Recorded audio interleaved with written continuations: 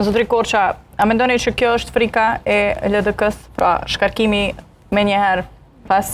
arritjes së një marrëveshje për bashkëqeverisje? Po, është përmendur edhe kjo, por unë pajtohem plotësisht që zonja Osmani në këtë rast ka luajtur një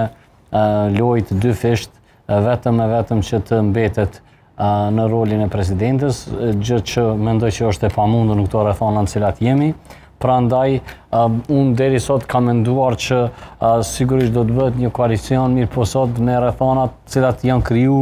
mendoj që ka shansa të mëdha që të shkohet në zgjedhje. Kur flas këtu për zgjedhjet, që thash që rrezik është për Lidhjen Demokratike të Kosovës dhe për Aleancën, e thash vetëm në qoftë se zgjedhjet ndodhin në dhjetor, ku ka mundësi që mërgata jonë të kthehet, e siç e dim mbi 80% votojnë për lëvizjen vetëvendosje, ajo është një rrezik. Përndryshe, pajtohem që Aleanca ka treguar një stabilitet të madh sa i përket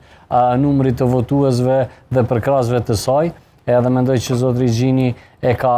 rifresku Aleancën. Tek Aleanca nuk po them që mund të mos e kaloj pragun, po them që Lidhja Demokratike e Kosovës mund të